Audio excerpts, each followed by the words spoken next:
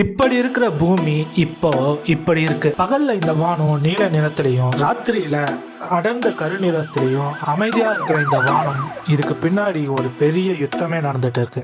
அதுவும் கத்தியாலையும் துப்பாக்கியாலையும் ஏன் பாம்சாலையும் கிடையாது, வெறும் டஸ்டாலையும் மெட்டல்ஸாலையும் மட்டும்தான். ஒரு பெரிய ஹைவே, அதுல திடீர்னு டிராபிக் ஜாம் ஏற்பட்டு ஒரு பெரிய விபத்து ஏற்பட்டா எப்படி இருக்கும்?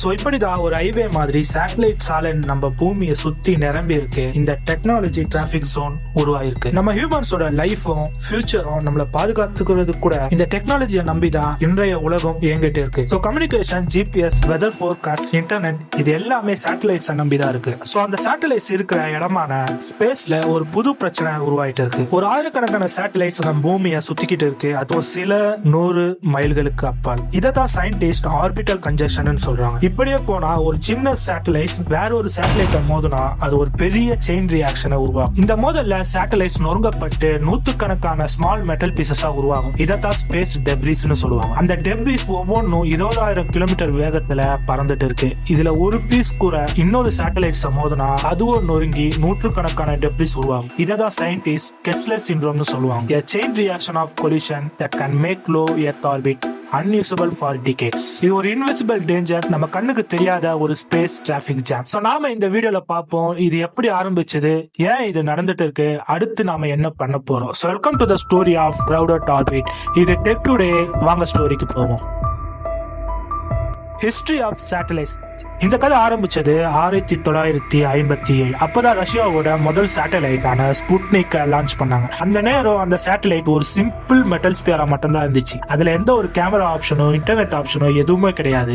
அந்த சேட்டலைட்ஸ் வெறுமனே ஸ்பேஸ்ல ஒரு பீப் சவுண்ட மட்டும் ஒழிச்சுக்கிட்டே இருக்கும். இது மனித குலத்துக்கு ஒரு பெரிய சாதனையாகவும் ஒரு டெக் ஈவெண்ட் ஆகும் இந்த நேரத்துல அமைஞ்சது. அதுக்கப்புறம் அமெரிக்காவோட எக்ஸ்ப்ளோரர் 1, நாசாவோட ஆரம்பகால மிஷன்கள், கம்யூனிகேஷன் சேட்டலைட்ஸ் மாதிரி டெல்ஸ்டார், இன்டெல்சாட் எல்லாமே ஒவ்வொன்றா லான்ச் பண்ண ஆரம்பிச்சாங்க. சோ இதெல்லாம் தான் நமக்கு first television broadcast, internet calls எல்லாமே பாசிபிள் ஆச்சு. 1970ல வெதர் சேட்டலைட்ஸ் லான்ச் பண்ணாங்க. 1980ல ஜிபிஎஸ் சிஸ்டம், 1990ல டெலிகம்யூனிகேஷன். சோ ஒவ்வொரு ஸ்டெப்பா ஹியூமன் டெக்னாலஜியை நோக்கி வளர ஆரம்பிச்சாங்க. பட் இந்த ஒவ்வொரு சகாப்தத்துக்கும் பின்னாடி சேட்டலைட்டோட கவுண்ட் டபுள் ஆயிட்டே போயிடுச்சு. இது வரைக்கும் இந்த சேட்டலைட் லான்ச் எல்லாமே கவர்மெண்ட் செக்டார்ஸோட கையில இருந்தது. ஆனா 2000க்கு அப்புறம் இது பிரைவேட் கம்பெனி ஸ்பேஸுக்கு அடிக்கல் வச்சாங்க. சோ பிரைவேட் கம்பெனிஸ் இதுக்குள்ள தங்களோட காலடிகளை எடுத்து வச்சாங்க.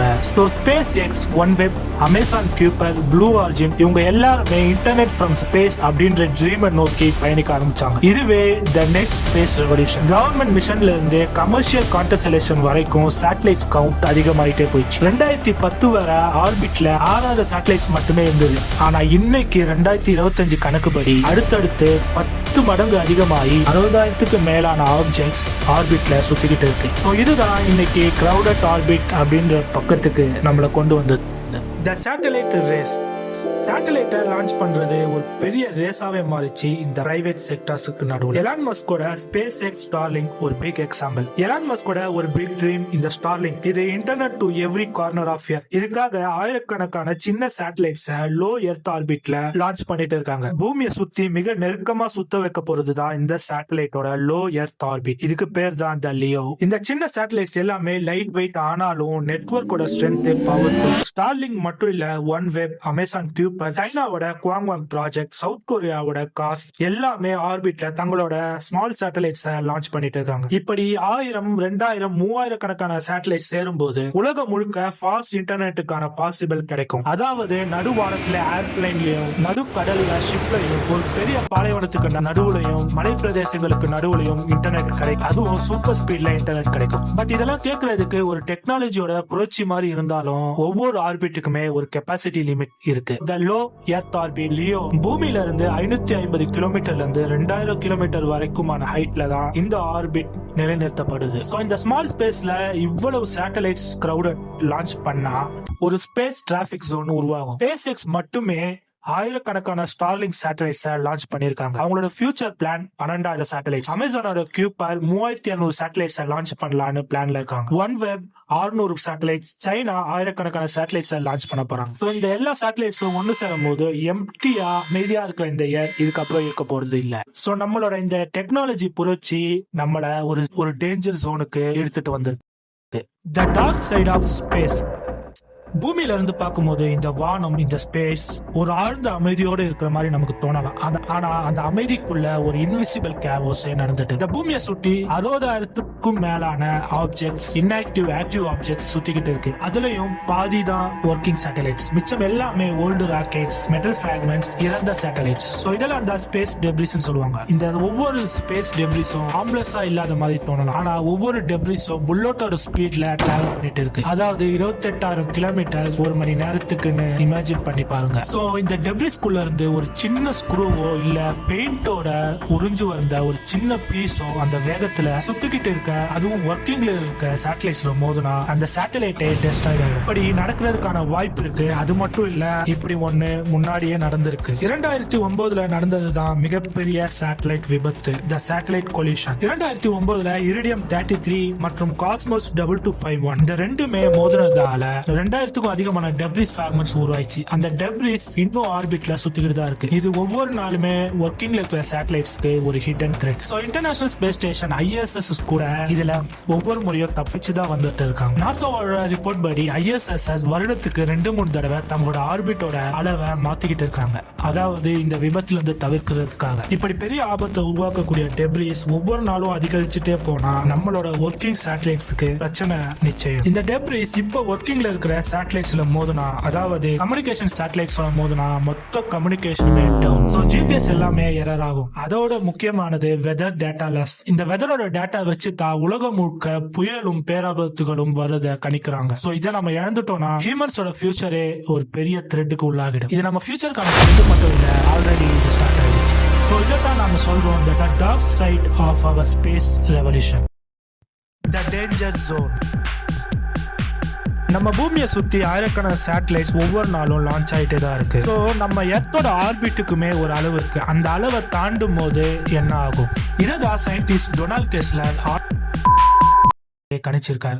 அவர் சொல்றது என்னன்னா, ஒரு நாள் ஸ்பேஸ் டெப்ரிஸ் கான்சென்ட்ரேஷன் அதிகமானா ஒவ்வொரு கொலிஷனும், அதாவது ஒவ்வொரு விபத்தும் இன்னொரு விபத்தை உருவாகும். The chain reaction of collision. இதை தான் கெஸ்லர் சிண்ட்ரோம்னு சொல்லுவாங்க. ஒரு சேட்டலைட் கிராஷ் ஆனா 100 டெப்ரிஸ் பீசஸ் உருவாக்கும். அந்த டெப்ரிஸ் யாரோ ஒரு சேட்டலைட் மோதும் போது இன்னொரு 100கணக்கான டெப்ரிஸ் உருவாக்கும். இது ஒரு அன்ஸ்டாப்பபிள் டாமினோ எஃபெக்ட் உருவாக்கும். ஒரு சர்டைன் பாயிண்ட்க்கு அப்புறம் ஆர்பிட்ல ஸ்பேஸ் பொல்யூஷன் உருவாகும். அதனால புதிய சேட்டலைட்டை லான்ச் பண்ண முடியாத ஒரு சிச்சுவேஷனுக்கு தள்ளப்படும். இதனால ISS மாதிரியான ஸ்பேஸ் ஸ்டேஷன்களுக்குமே ஆபத்து இருக்கு. சொசைட்டி சொல்றது என்னன்னா, ஆல்ரெடி 2000க்கும் அதிகமான சேட்டலைட்ஸ், அதாவது இறந்த சேட்டலைட்ஸ் நம்ம ஆர்பிட்ல சுத்திக்கிட்டு இருக்கு. சோ அதோட கணக்குப்படி 1 மில்லியனுக்கும் அதிகமான டெப்ரிஸ் பிராக்மெண்ட்ஸ் ஆக்டிவ் சர்வேலன்ஸ் ரேடருக்கு வெளியே சுத்திக்கிட்டு இருக்கு. Uncontrolled collision. இப்படி ஒரு அன்கண்ட்ரோல்டு கொலிஷன் ஏற்பட்டா நம்ம இன்டர்நெட், GPS கம்யூனிகேஷன் எல்லாமே டவுன் ஆயிடும். அதாவது த பிளாக் அவுட். இது ஒரு சயின்ஸ் ஃபிக்ஷன் மூவி மாதிரி இருக்கலாம், ஆனா இது சயின்டிபிக் ப்ரெடிக்ஷன். இந்த ஆபத்துல இருந்து நாம தற்காத்து கொள்ள என்ன பண்ண போறோம்? அதுக்கான சொல்யூஷன் என்ன? The hope. நம்ம ஹியூமன்ஸோட வளர்ச்சி பாதையில ஒவ்வொரு பிரச்சனைகள் உருவாகிட்டு தான் இருக்கு. அந்த பிரச்சனைக்கான தீர்வையும் நாம கண்டுபிடிச்சிட்டு தான் இருக்கோம். அந்த மாதிரி எல்லா பிரச்சனைகளுக்கும் ஒரு தீர்வு இருக்கிற மாதிரி இந்த ஸ்பேஸ் பிரச்சனைக்கும் ஒரு தீர்வை கண்டுபிடிக்கிற முயற்சியில தான் நம்ம சயின்டிஸ்ட் இறங்கியிருக்காங்க. அதாவது உலகம் முழுக்க சயின்டிஸ்ட் அண்ட் ஸ்பேஸ் ஏஜென்சி இப்போ பெரிய மிஷன்ல ஒன்னா இணைஞ்சு ஒர்க் பண்ணிட்டு இருக்காங்க. To clean the orbit. சில லேசர் டெக்னாலஜியை யூஸ் பண்ணி அந்த ஸ்மால் டெப்ரிசஸ் எல்லாமே எரிச்சு பர்ன் பண்ணி அழிச்சிடலாம் அந்த ஐடியால இருக்காங்க. சிலர் AI based tracking system develop பண்ணி இந்த டெப்ரிஸோட பாதையை கணிச்சு இந்த விபத்துகளை தவிர்க்கலாம்னு சொல்லிட்டு இருக்காங்க. ஜப்பானோட JAXA, யூரோப்போட ESA, நாசாவோட ISRO எல்லாருமே இப்ப active debris removal project ADR அப்படின்ற ப்ராஜெக்ட்ல தான் ஒன்னா ஒர்க் பண்ணிட்டு இருக்காங்க. ஒரு ஜப்பான் கம்பெனியான Astroscale already space vacuum cleaner சேட்டலைட்டை உருவாக்கிட்டு இருக்காங்க. அதாவது இறந்த சேட்டலைட்டை கேட்ச் பண்ணி அதை அழிக்கக்கூடிய ஒரு ஐடியா ஆல்ரெடி டெஸ்டிங்ல தான் இந்த கம்பெனி இருக்கு. சிலர் இதையே ஒரு ஸ்டார்ட் அப்பா ஆரம்பிக்கிற முயற்சியில இருக்காங்க. சோ இந்த ஸ்டார்ட் அப்ஸோட ஐடியா படி ஃபியூச்சர்ல the recycling satellite possible. அதாவது ஓல்டு டெப்ரிஸ்ல இருக்க மெட்டல்ஸ்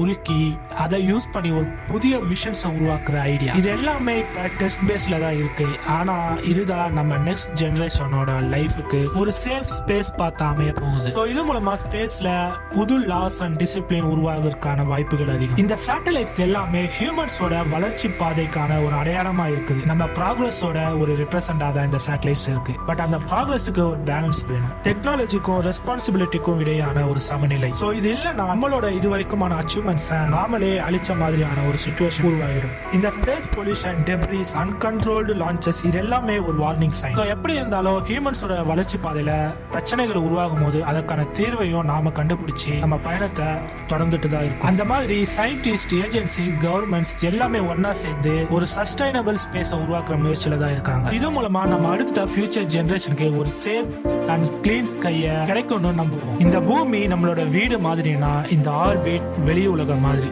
நம்ம வீட்டுக்குள்ள பாதுகாப்பா இருக்கிறது மட்டும் முக்கியம் இல்ல, இந்த வெளி உலகமும் பாதுகாப்பா இருக்கிறது முக்கியம். And this is the story of crowded orbit, the satellite traffic over Earth. And this is not only the story, this is our future. So இந்த வீடியோ பிடிச்சிருந்தா லைக் பண்ணுங்க, மறக்காம உங்க தாட்ஸை கமெண்ட் பண்ணுங்க. So thanks for watching. இது Tech 2 Today and மறக்காம surprise பண்ணுங்க. Thank you.